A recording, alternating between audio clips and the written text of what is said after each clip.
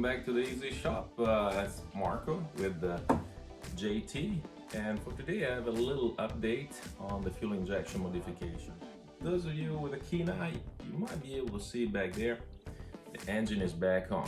Well, the engine is back on, the firewall is back on. We've done a modification to the NACA duct to accept the air filter. The fuel lines from the spider to the fuel injectors are done. Everything is mounted. JT is actually done for the most part. All is left is those few minor items. But basically, all we need is an oil change, add some gas, and we can probably start doing an engine start. I might be able to do it out here. I might take it to the airport. I haven't quite made up my mind. Today, I'd like to take you back there and show you exactly what I've been up to lately. So I mostly will show you the NACA air duct modification, how that works, and the fuel flow divider to injection fuel lines. Those stress me out quite a bit because those things are expensive and you gotta bend them, and I didn't really feel like having to purchase them again because I bent them the wrong way. Although that can happen. But everything worked out great. Stress is way low right now. So I'm gonna bring you back there and show you what's going on in just a second. What we got left to do is basically we need to take JT back to the airport, add the wings, add the canard, add the propeller and the canopy, and it's pretty much done. We do need a new weight and balance because too many things have changed, and we need to get a condition inspection because JT has been here in the shop for about 1.5 years now, so that's way past. So we need to do a condition inspection. Then what I would like to do is contact the FAA, probably put it back in phase 1 or phase 2. I'm not real sure about that. I've never done that before, but all this fuel system change, I'm pretty sure it's considered a major change, and regardless, I'll be flying overhead the field for quite a few hours. In any case, I'm not getting too far from overhead, just to prove and make sure that everything is working fine and it is reliable. So we'll do a test flight once the FAA says it's okay. It gives us an area to fly within, which to me is right overhead the field, and we'll take it from there. But so the next video, I'm planning on showing you an engine startup, and we're gonna check for leaks and all that good stuff. But let me get you back there now and show you what has been going on in the back of JT. Okay, we're in the back of the airplane, and you can see the engine is mounted. Every nut and bolt and wire has been torqued to its specifications. Yeah, this is a quick look at it, and we'll look at it in more detail in just a second.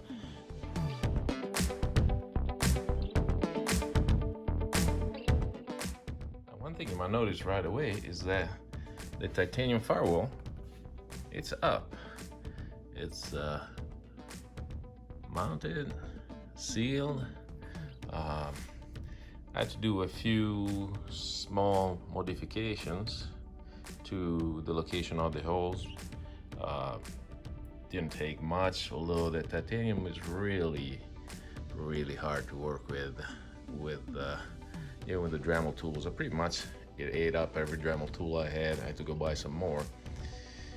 But it's done, it's mounted, it's finished. Behind the firewall obviously is a layer of Fiberfrax, which is the heat rejecting ceramic type mesh material.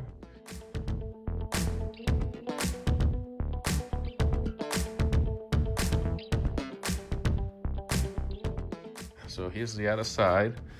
This is dangling right now.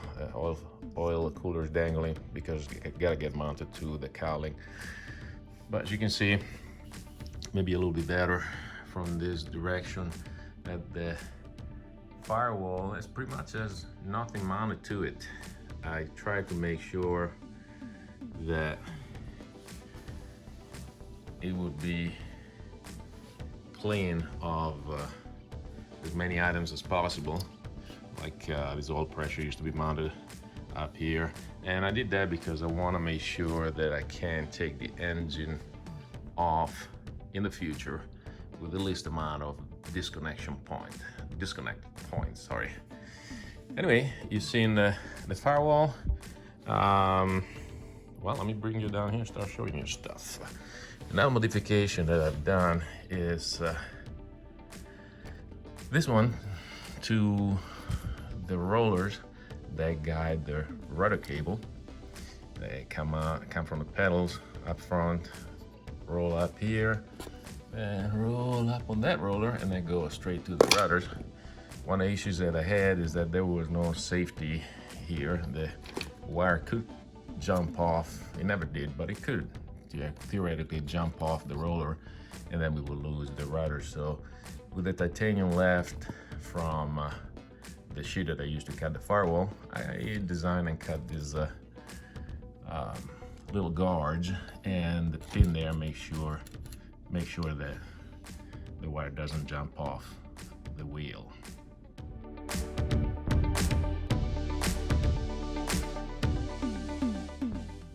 Same thing on the other side. And now let's look at the NACA duct. Well, it's hard to miss the big cut here in the NACA. And you can see where the air filter now has a place to go. Now this part right here, it's removable. So when you have to take the filter out, you can remove this portion. It's got screws in the back. And there's quite a bit of clearance here for the engine to vibrate and still not hit anything. One of the things I like about this configuration, which I completely cover from Mike Beasley, is that it prevents impact ice, should there ever be any ice coming through here, from clogging up the filter, because about 2/3 of the air is being sucked up from the engine compartment where there's already air that is somewhat warmer. And while some ice could accumulate considerably here, the top portion of it shouldn't. I am thinking of an alternate source of air. I got a design in mind that's similar to the Diamond Katana, but I'll do that at a later date. Right now I need to get this plane flying. So let me show you what it looks like when I take this off.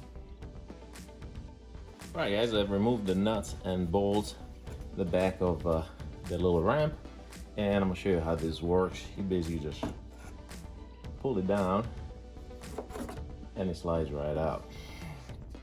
Now, you can see the shape of it. It was made from the original diffuser.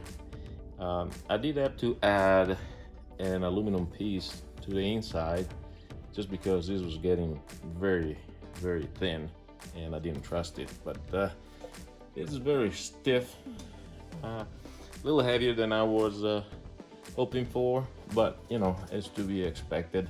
Trying to make a thin part like this very stiff without using any carbon fiber. Apparently there's a short supply of that.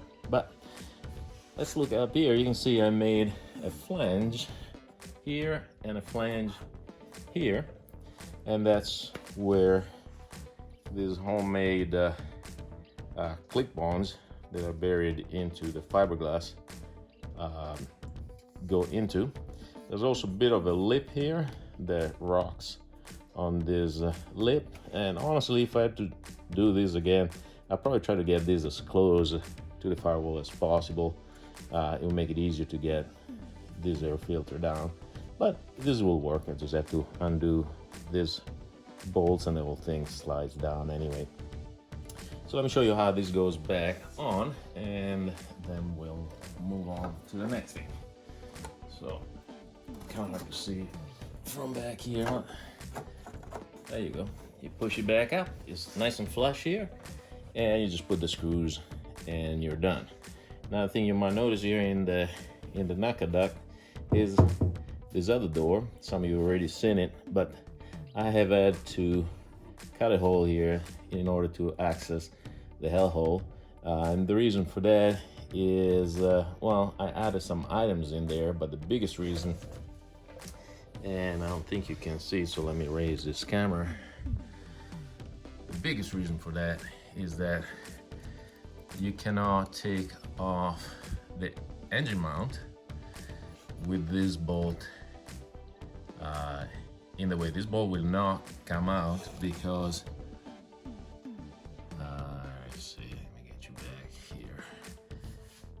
So this bolt will not come out until this backs out, and this will not back out because there's a bolt inside the hell hole that prevents it from doing so. So in order to reach that bolt, I've had to cut a hole through the bottom and reach and remove that bolt all the way from the bottom. All right, with that said, let's take a look at the fuel lines, and that should be the last items of concern. Okay, we're back mobile. Fuel lines, here they are.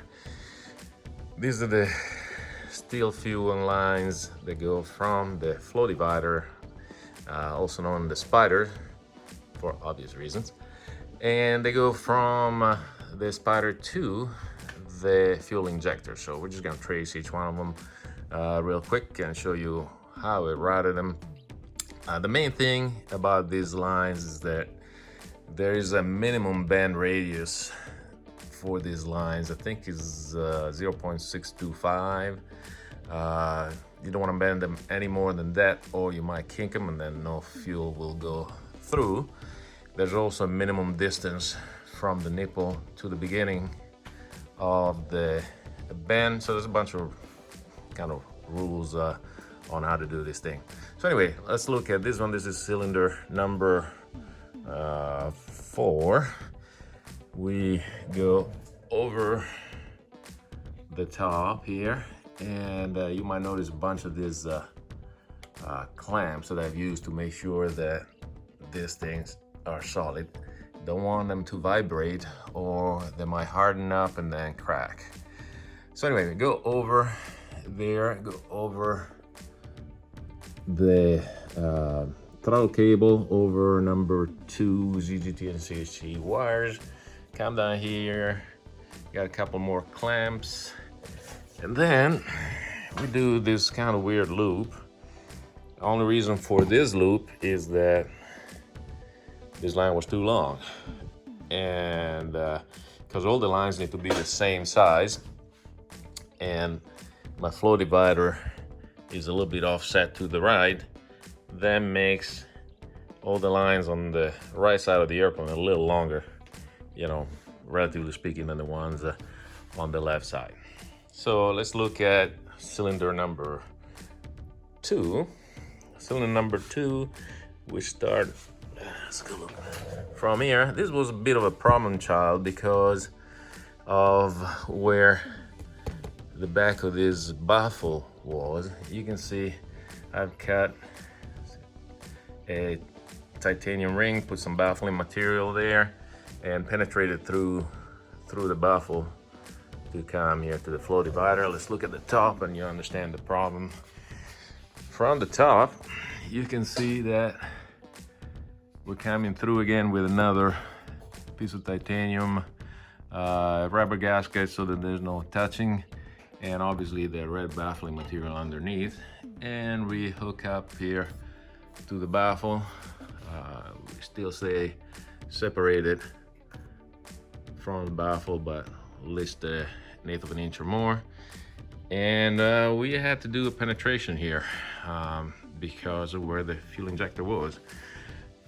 Unfortunately, unless I rebaffle the whole engine, there was no other way around. So what I ended up doing is design and cut a piece of this titanium. Actually, that's version number 7, and make a little bit of a heat shield with the bottom part bent up. Put some heat resistant material, so at least the radiating heat should be off of the fuel line. So that's cylinder number 2. Let's look at the other side. Cylinder number 1 and 3. These were relatively easy to put together. We have this is cylinder number 3. I do want to replace this by putting his own little clamp, so I'll add a clamp to that. Although this is super steady, I wanted to have his own clamp. And same as this, added a clamp here, another clamp further down. And let's get below, see, follow these lines a little bit. So there's a channel here that is clear of everything for them bows to come down to. I apologize if it's out of focus. I'm trying to get it back in focus. Again, clamps everywhere to make sure this thing does not vibrate. You're supposed to have them approximately every 8 inches. I had to make a bracket out here of 2024 steel. I'm sorry, 2024 aluminum, and bend it. A bit awkward, but with some more clamps that hold this thing up. Again, this is pretty sturdy, and that ends up back at the spider. And so with all that said and done, JT is finished. All we have to do is change the oil, because we got some cheap oil in there, car oil. We'll drain all of that, put some new oil, put some new gas, and do an engine start. So guys, I hope you enjoy the update. Then hopefully next time I might have an engine running for you. See you next time. Take it easy.